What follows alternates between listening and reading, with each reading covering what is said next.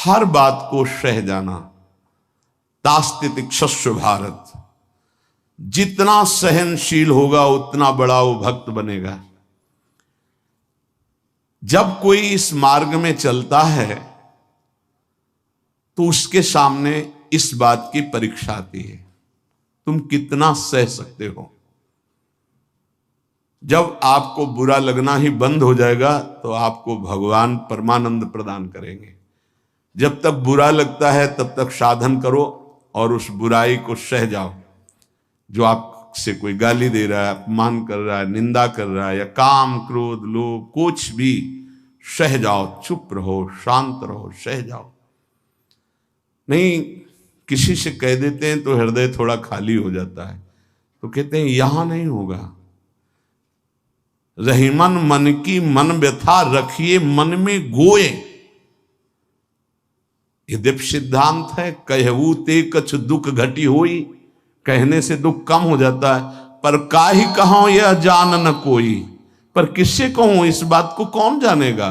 तो रहीमन मन की मन व्यथा रखिए मन में गोए, सुनी ठलई हैं लोग सब बांट न ले है कोई। विनोद होने लगे, तुम्हारा मजाक बना देंगे लोग। सहनशील, बहुत गंभीर। वैसे भी साधुता की जब बातें आती है तो सहनशील, आशय, उदार, धीरज सहित विवेकी, जहां देखो तहां तितिक्षवः पहला शब्द है साधु के लक्षण का। यहां कह रहे हैं दो बातें भक्त की पहली पहचान। पहला, सहनशील कितना है। लोग उसे बुरा कहेंगे, उसकी हंसी उड़ाएंगे, उस पर कटाक्ष मारेंगे, उसका अपमान करेंगे, उसको छोड़ देने की धमकी देंगे, उसको लड़ने के लिए उत्साहित करेंगे, उसकी पराजय भी हो सकती है, पर वो शांत गंभीर, अपनी अंदर की वृत्ति को कभी विचलित ना होने दे, सह जाए। बहुत ध्यान देने की बात है। भजन करके उसे बचाना कठिन, बचा के पचाना कठिन। ये है भजन करना और उसको बचाना और उसको पचाना। आपको बुरा कहेंगे, पूज्य बाबा कह रहे, हंसी उड़ाएंगे, आपके कटाक्ष मारेंगे, बड़ा भजनानंदी बनता है, किसी से तो बात ही नहीं करता है, अपने को कुछ ज्यादा ही भगत समझते हैं क्या। ऐसे क्या क्या कटाक्ष करेंगे, आपको लड़ने के लिए उकसाएंगे, उत्साहित करेंगे कि आप लौट कर उनको जवाब दीजिए, लड़िए। वो ऐसा महसूस करवाएंगे कि आप हार गए, चुप हो गए, आप दब गए।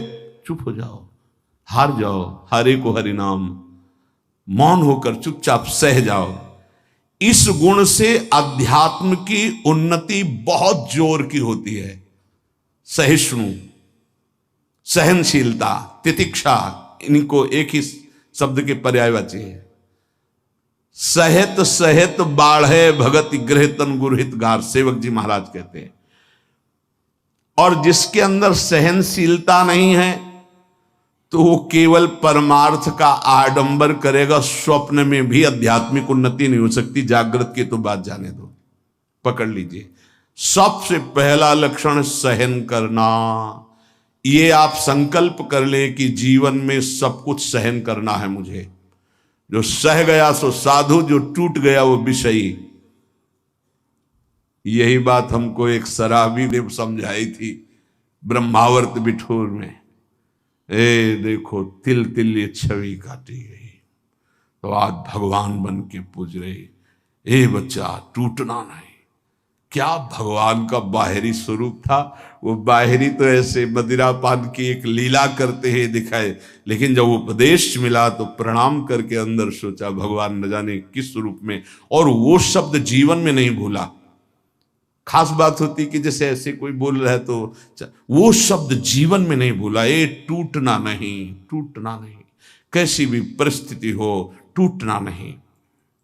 यहां भी कह रहे जो सहिष्णु नहीं, सहनशील नहीं, वो आध्यात्मिक उन्नति जागृत की तो बात जाने दो, स्वप्न में भी नहीं होगी। कुछ नहीं हाथ लगता, आडंबर केवल लेता है। अतः भक्त को अधिक से अधिक नाम जप के द्वारा ये शक्ति बढ़ानी चाहिए सहन करने की। कितना भी कुछ भी अंदर कोई विकार, मनोवेग, वाणी वेग, उदर वेग, जनेन्द्रीय वेग, कोई भी वेग, सब चुपचाप सह जाओ। ये मार्ग है सहन करने का, सहन करने का। भगवत प्राप्ति का जो मार्ग है वो सहन करने का मार्ग है। शांत, अपने मन की बात किसी से भी मत कहो, कहो तो केवल प्रभु से कहो, अगर कहना ही है, नहीं तो कहने की जरूरत नहीं, वो देख रहे हैं, उन्हीं का विधान रचा हुआ है, उनसे क्या कहना।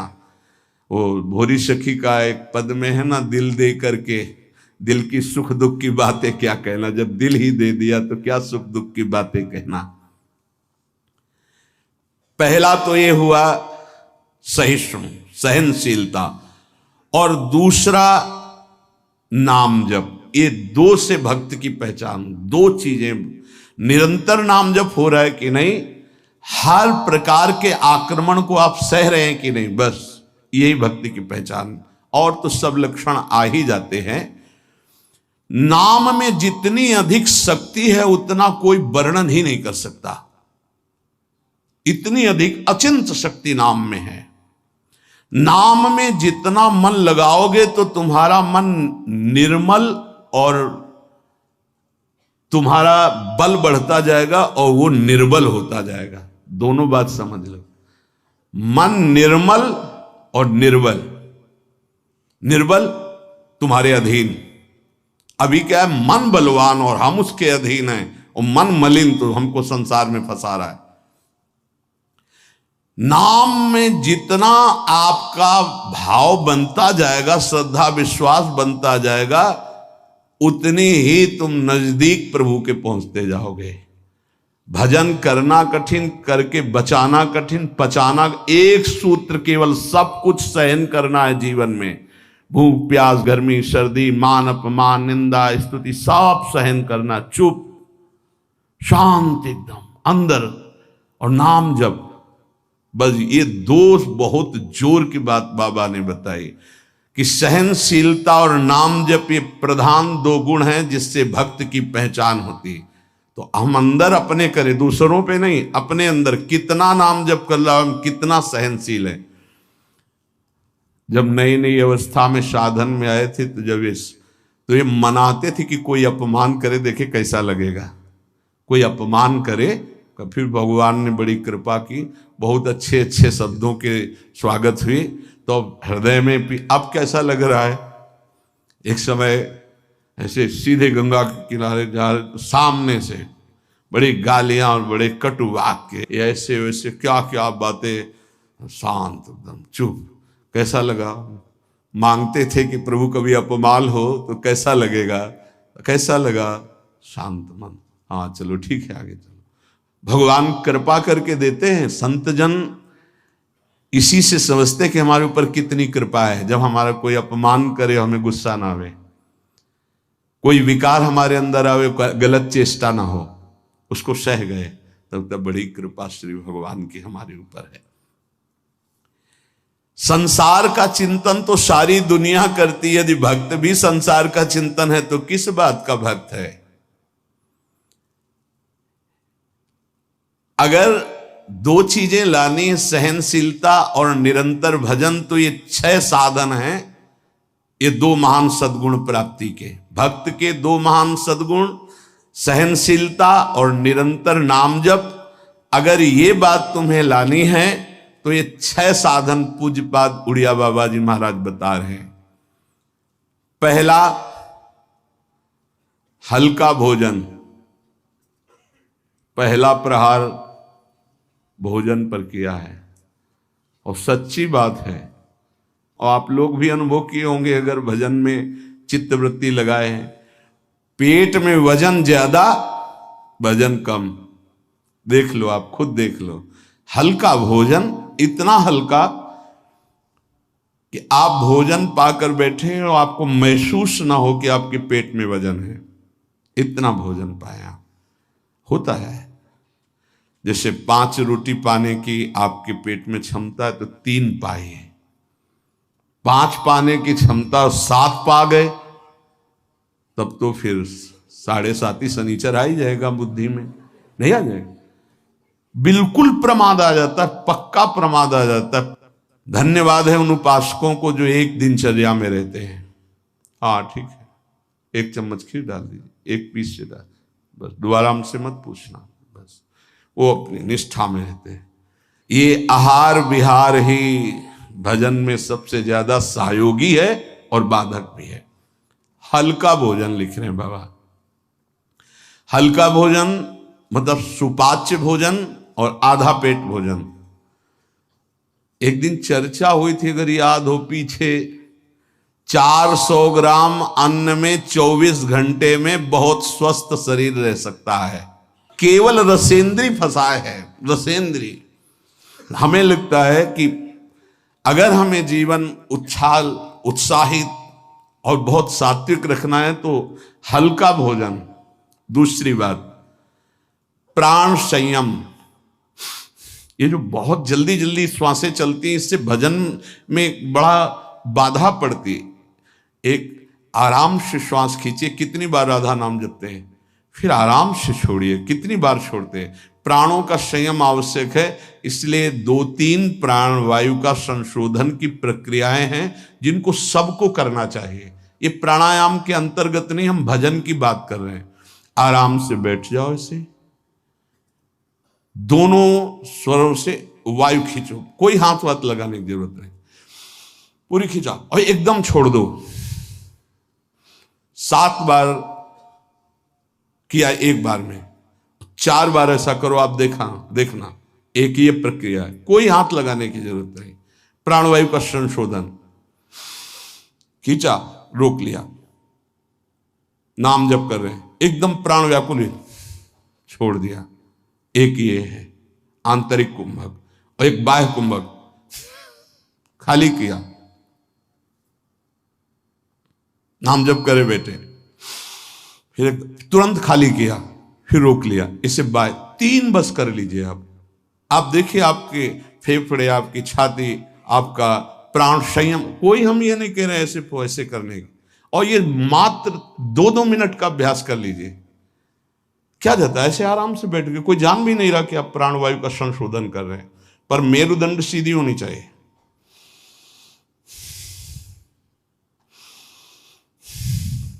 जितना अधिक खींच पाओ, अधिक छोड़ पाओ, 6 बार, 7 बार, 8 बार, बस, इससे ज्यादा नहीं। और ये 4 बार दिन में, एक बाह्य कुंभक, एक आंतरिक कुंभक, ये 5-5 बार कर ली। आप देख लीजिए आपका प्राणवायु कितना, जितना प्राणवायु पवित्र होगी उतनी सुंदर अन्न पाचन क्रिया होगी, और उतना ही आपके मस्तिष्क में एक गुदगुदाहट सी, ध्यान करने की इच्छा होगी। मंत्र जपोगे तो एक प्यारा लगेगा। अब जब प्राणवायु किसी की देखो ना, एकदम अगर एकांत कमरे में हो तो ऐसा लग रहा है जैसे धौंकनी चल रही, क्योंकि स्थूल प्राणवायु है, उसकी आवाज अलग ही सुनाई देगी। प्राणवायु का संयम, भोजन हल्का और प्राणवायु संशोधन कृपया जरूर करें, चाहे वृद्ध शरीर हो चाहे जवान शरीर हो, ये जरूरी है प्राणवायु का संशोधन। अपने तो किडनी खराब हो गई, तब से बंद हो गए, नहीं तो 45 मिनट केवल प्राणवायु संशोधन होता, तो 45 मिनट व्यायाम, और उस समय केवल भगवदा का नाम चलता था। 1 सेकंड के लिए ऐसा नहीं कि प्राणवायु संशोधन करे, नाम छूट जाए, या व्यायाम करने नाम छूट जाए। तीसरा, कम बोलना, क्योंकि नाम चलाना है और सहनशील होना है। देखो, जब हम अपनी कमजोरी किसी से कहते हैं तो कमजोरी हम पर बढ़ती है और दूसरा हमारा उपहास करता है। इसलिए अपनी कमजोरी तो बोलनी नहीं, और कोई बात भी करने की जरूरत नहीं है। थोड़ा बारा व्यवहार में आवश्यक हो तो उत्तर दे दीजिए, कम बोलना सीखे। उपासक जब अपनी रहने पे रहता है तो हमें लगता है कि धन्यवाद का पात्र है, जो अपने को जलाकर प्रभु के चरणारविंद तक पहुंच रहा है। बहुत कठिन विषय है, प्रणाम है उसको जो अपने को जलाकर आगे बढ़ रहा है। कम बोलना, तीसरा। चौथा, किसी से कोई भी इच्छा न रखना, न व्यक्त करना। ये 2 महान सद्गुण आ जाएंगे, सहनशीलता और निरंतर भजन। किसी से कोई इच्छा, आप आज क्या पाएंगे? नहीं, आप क्या पाएंगे? जो श्री जी की। नहीं, वैसे आपको पसंद क्या है? राधा राधा राधा। नहीं भोजन में क्या पसंद, यही आहार है हमारा। कभी भी कोई शब्द ना निकलने पाए तो आज फिर मुंगौड़ा बन जाए, ऐसा नहीं। कोई देखो, अगर आपको वास्तविक मार्ग को प्राप्त करना है तो सिद्धांत है, कोई भी इच्छा है भी तो प्रकट नहीं करना हो। आप देख लेना, अगर श्री जी को मूंग के मुंगोड़ा ही पवाने हैं ना प्रसाद में, तो आपको मिल जाएंगे कहीं ना कहीं से। मांगने की जरूरत नहीं, कहने की जरूरत नहीं, इच्छा व्यक्त करने की जरूरत नहीं। पांचवा, जो इंद्री बहुत लालायित हो गई और उसका विषय आ गया हो तो उसका संसर्ग ना होने देना। देखो, जैसे वो दो सद्गुण कठिन है तो उनको लाने वाले साधन भी बहुत कठिन है।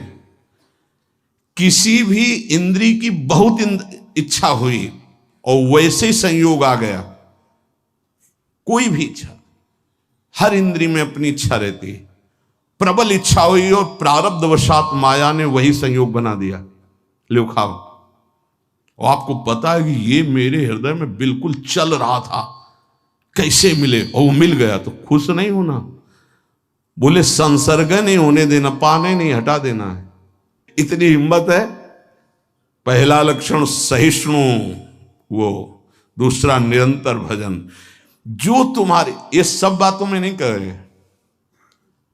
जिसकी प्रबल इच्छा थी हमारे अंदर और वही आ गया संयोग से, यही बात गुरुदेव ने बताई थी।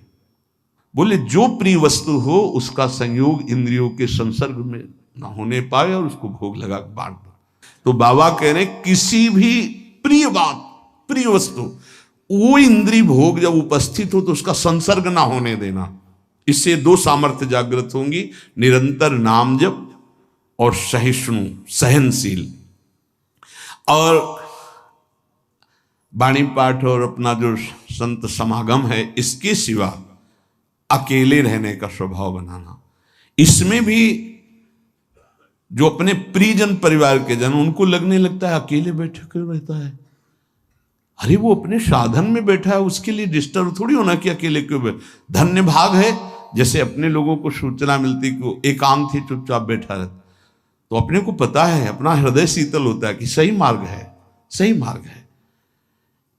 एकांत देश में रहने का स्वभाव होना, प्राणों का संयम होना, भोजन बहुत हल्का सात्विक होना, कम बोलना, किसी भी तरह से अपनी इच्छा को किसी के सामने प्रकट ना करना। अगर हमारे अंदर इच्छा, छठवां, अगर हमारे अंदर इच्छा आ ही गई है और उसके अनुसार प्रारब्धवशात संयोग बन जाता है उस भोग का, तो इंद्रियों का संसर्ग ना होने देना। इन 6 साधनों से ये 2 बात महान भक्त के अंदर आ जाएंगी कि वो सहनशील हो जाएगा और उसका निरंतर नाम जप चलने लगेगा। भक्त वही है जो प्रभु के नाम को परम धन, परम जीवन मानता है और हर समय ऐसे नाम जप में लगा रहता है जैसे संसारी पुरुष धन कमाने में। जो जितना भगवान नाम का संग्रह कर लेगा वो उतना ही उच्च भावना वाला बन जाएगा। भक्ति से क्या मिलता है जानते हो? भाव की ऊंचाई। बाजार में वस्तु का अगर भाव ना हो तो सड़ती रहती है, ऐसे ही भक्ति से भाव प्रकट होता है। भावहीन पुरुष सड़ता रहता है, नरकों में दुर्गति होती रहती है। अगर मनुष्य शरीर में भी है, वो विविध प्रकार की दुर्वासनाओं से सड़ता रहता है, जलता रहता है। और भक्त भावोत्सवेन भजताम रस काम धेनु, भाव में डूबा आनंद मगन रहता है। ये भाव कहां से आता है? जितना नाम रूपी धन एकत्रित करोगे उतना ही महंगा भाव आपके अंदर आ जाएगा। बोले ये तो प्रिया प्रीतम की लीला में डूबे रहते हैं, भाव कहां पहुंचा दिया? अभी कहां है? काम भाव, क्रोध भाव, लोभ भाव, अभी तुम्हारा भाव गिर गया। भाव उठाओ तो बोले कहां है? बोले प्रिया प्रीतम के भाव में। बोले ये कहां है? बोले काम भाव में, क्रोध भाव में, लोभ भाव में। भाव ही सब कुछ है। भगवान को पुकार करके साक्षात सामने प्रकट करने की सामर्थ्य भाव में ही है। भाव पूरित टेर ही करती मुझे लाचार है, भाव बिन सुनी पुकारे मैं कभी सुनता नहीं। बात ध्यान करो, भाव सारा। और ये भाव कहां से आता है? पूज्य उड़िया बाबा कह रहे, जो भक्त जितना अधिक नाम जप कर लेता है उतना ही बढ़िया भाव उसका बन जाता है। जो नाम कीर्तन पर विश्वास करता है कि नाम कीर्तन कर रहा हूं तो मेरे प्रभु यहीं बैठे सुन रहे हैं, भक्त का सदैव ऐसा भाव रहता है। मैं पद गायन कर रहा हूं, मेरी प्रिया लाल मुस्कुरा रहे हैं, वो सुन रहे हैं। बाणी सी ध्रुवदास जी की सुन जोरी मुस्कात। अगर तुम्हें भाव नहीं आ रहा तो आचार्यों ने लिखा है कि जब 42 लीला गाई जाती है तो जोरी प्रिया प्रीतम परस्पर देखकर मुस्कुराते हैं और गायन और श्रवण करने वाले उपासकों पर कृपा करते हैं। जो सांसारिक पुस्तकों को, समाचार पत्र को और विलासिता भरी काम भरी बातों जिसमें लिखी हुई ऐसी पुस्तिकाओं को जो पढ़ते हैं वो कभी भक्त नहीं बन सकते। बाबा के समय मोबाइल नहीं चला था 60-70 वर्ष पहले, ये तो 35 वर्ष बहुत हुए होंगे, नहीं मोबाइल को भी लिख देते, क्योंकि उस समय पत्रिका ही गंदी बातों की लिखा पढ़ी वाली बातें पढ़ी। अब तो मोबाइल वाली बातें हैं। वो भक्त नहीं हो सकता जो गंदी बातें देखता है। नहीं, आपको तो अपनी वृत्ति पवित्र करनी, बचानी है। बहुत सावधानी की जरूरत है। एक छोटा सा बच्चा 13 वर्ष का, एकांतिक में, बहुत सुलझा व्यक्तित्व, अवस्था 13 वर्ष की, व्यक्तित्व बहुत सुलझा। जब वो अपने संयम की बात तो हम कहा भाई मोबाइल तो नहीं रखते, उनका लैपटॉप रखते हैं। तो हम कहा उसमें भी वही गलती होती है क्या? क्योंकि कभी हमने तो बोले हाँ सर्च करके वैसे किया जा सकता है। तो उनका फिर तो गलती होने की संभावना है। बोले हो चुकी गलती, अब संभाल लो। छोटे छोटे बच्चों में गलती कराने की सामर्थ्य इस मोबाइल लैपटॉप में है। विश्वास कीजिए बहुत बढ़िया समय है, निकल चलो। ये माया फंसाने के लिए सब सूत्र फेंकेगी, आपको फंसना नहीं है। कोई सुख नहीं, केवल जलन, केवल अशांति, केवल समय नष्ट होना। भक्त वही है जिसको भगवान से भी अधिक संत महात्मा प्यारे लगे। सातों सम मुहिमे जग देखा, भगवान श्री राम कह रहे हैं सबरी जी के सामने, सातों सम मुहिमे जग देखा, मोते अधिक संत। पूज्य बाबा कह रहे हैं भक्त वही जिसे संत, भक्त, महात्मा भगवान से भी बढ़कर प्यारे लगे। आज राम जी के प्यारे हमें मिल गए, आज श्याम जी के प्यारे में, आज प्रियाजू के प्यारे मिल गए। वैकुंठ प्रिय दर्शना दुर्लभो मानुषो देहो देहि नाम क्षण भंगु रहा, तत्रापि दुर्लभम मन्येत वैकुंठ प्रिय दर्शनम। आहा, भगवान के प्यारों के दर्शन प्राप्त होना।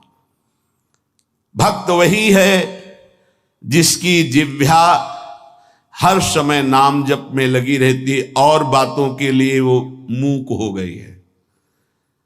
नारायण हरि भजन में पांचों न सुहाग, जो सच्चाई से मार्ग में चल रहा उसको अच्छा ही नहीं लगता। विषय भोग, निद्रा, हंसी, जगत प्रीति, बहु बात नहीं अच्छा लगता। भक्त वही है जो अपने चित्त को सुरक्षित रखता है। लोग और सब बाहरी वस्तुओं को सुरक्षित रखने की चेष्टा करते हैं पर चित्त को गंदा कर देते हैं। गंदा चित्त, गलत चिंतन। भक्त बाहरी वस्तुओं की सुरक्षा हो, चाहे आग लग जाए, लेकिन चित्त में सुरक्षा में कोई फर्क ना पड़े। चित्त हमारा चित्तचूर के चिंतन में लगा रहे। जहां तक बन सके अपने चित्त को बचाने की कोशिश करो। साधक अपने चित्त को सुरक्षित रहता है, अपने चिंतन को सुरक्षित रखता है। वही साधक है जो चिंतन को सुरक्षित रखे, और कोई परवाह नहीं सुरक्षा रहे या ना रहे। चित्त सुरक्षित है तो निरंतर चिंतन का प्रभाव भगवत साक्षात्कार करा देगा। भक्त वही है जो प्रभु से केवल प्रभु को मांगता है। ध्यान दीजिए, भक्त वही है जो प्रभु से केवल प्रभु मांगता है कि आप चाहिए आप, हमें और कुछ नहीं चाहिए, बस आप मेरे हैं, मैं ऐसा मस्त रहूं, बस ये हमें चाहिए और कुछ नहीं। आप से आप चाहिए, बस आपसे आपकी माया का कुछ नहीं चाहिए, आप चाहिए। भक्त वही है जो भारी विपत्ति काल में किसी भी व्यक्ति का सहारा न लेकर इष्ट के भरोसे रहता है। ये बहुत कठिन बात है। जब आपके अंदर कोई समस्या जागृत होती, विपत्ति जागृत होती, तो आपका मन कहां जाता है? प्रियाजू पे, या किसी व्यक्ति, किसी सलाहकार मित्र, यार हम बहुत समस्या में हैं, बहुत हमारा मन अशांत है। नहीं, नहीं कहना। प्रभु की छवि लो और छाती से लगा के उनसे बात करो, हमारा चित्त बहुत अशांत है, प्यारे आप संभाल दो। या बाहरी कोई विपत्ति है तो आप बात करके देखो ना कभी, पर भाव नहीं है तो बताया नहीं। फिर वो भाव बिन सुनी पुकारे मैं कभी सुनता नहीं, इसीलिए नाम जप से भाव का जागरण होता है। भाव से यदि पुकारे तो हमने सेकंड में परिवर्तन होते हुए देखा। 1 सेकंड में परिस्थिति का परिवर्तन, 1 सेकंड में भारी से भारी समस्या का समाधान, जो ही प्रभु से प्रार्थना, उसका तत्काल परिणाम देखा है। एक मात्र भगवत चिंतन ही समस्त विपत्तियों के नाश का उपाय है। हरि स्मृति सर्व विपदि मोक्षणम। इसलिए कभी किसी से सहायता मत मांगो। अगर किसी और की सहायता मांगी तो द्रौपदी की तरह परेशान होना पड़ेगा। आखिरी में द्रौपदी जी ने ठीक जगह सहायता मांगी। हा गोविंद द्वारिका वासिन, तो यहां से वस्त्र हटा नहीं पाया 10,000 हाथियों का बल रखने वाला दुशासन। हम लोग बड़े कमजोर भक्त हैं। थोड़ी सी भी बात हो तो हम किसी का, अन्य का सहारा ले लेते हैं। माता पिता भाई बंधु रिश्ते नाते ठीक है ये, लेकिन सहारा सिर्फ इष्ट देव का। जरा इस शब्द पर देखिए, मेरी महारानी श्री राधा रानी, जाके बल में सबसों तोरी, लोक वेद कुल कानी। किया आपने, तोड़ा आपने। सबसों तोरी लोक वेद कुल कानी, तब असलियत में मेरी महारानी श्री राधा रानी। बाबा कह रहे हैं भक्त वही है जो भारी विपत्ति काल में किसी भी व्यक्ति की सहायता के लिए न देखे, केवल प्रभु की तरफ।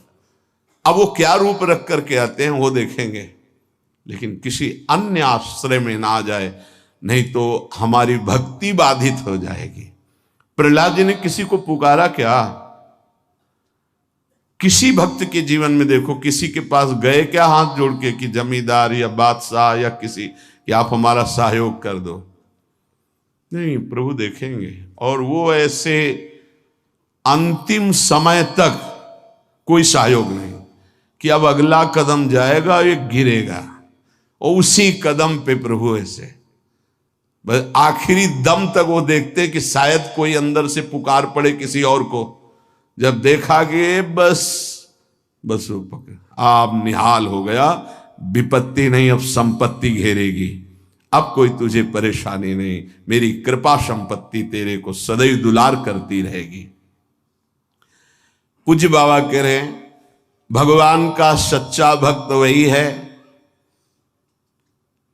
जो भगवान से अधिक किसी को नहीं मानता। जड़ चेतन मनुष्य पशु पक्षी लोक लोकांतर मानता है तो सबको भगवत में मानता है, भगवान से बढ़कर किसी को नहीं मानता। फिर तुम किसी को अपना या पराया कैसे कह सकते हो? जब तुम श्री भगवान के हो तो तुम्हारा अपना कौन है? जब तुम श्री भगवान के हो, सम्मे भगवान है, तो पराया कौन है? ये सूक्ष्मता समझिए। तुम भगवान के भक्त होकर किसी और को अपना कहते हो या किसी को पराया कहते हो, तो अभी सही भक्ति नहीं आई। ना कोई अपना और ना कोई पराया। कबीरा खड़ा बाजार में सबसे पूछे खैर, ना काहू सो दोस्ती और ना काहू सो बैर। ना कोई अपना और ना कोई पराया। यदि तुम किसी को बुरा कहते हो और किसी को भला कहते हो तो तुम्हारे अंदर भक्ति कहां है? राग द्वेष युक्त हृदय भक्ति वाला हृदय थोड़ी होता है। इसलिए इसको मिटाओ और मिटाकर समान भाव लाओ, ना कोई अपना ना कोई पराया। प्राणी मात्र में भक्त का राग द्वेष नहीं होता। भक्त भगवान के साक्षात विग्रह में दर्शन करता है। यदि धातु या पाषाण की भावना है तो अभी वो भक्त नहीं हुआ है, साक्षात मेरे प्रभु हैं। सर्वव्यापी ईश्वर तो ज्ञानी जन भी कहते हैं। भक्त की महानता है और सर्वव्याप्ता का भाव तो गौड़ रहे, मुख्य भाव रहे साक्षात विराजमान प्रभु है। भक्त का भाव समिट जाता है, सर्वव्यापी भाव होने के बाद वो समिट जाता है। ये दो गुण प्रधान रहते हैं और बहुत से गुण रहते हैं भक्त में, पर दो ये गुण प्रधान रहते हैं।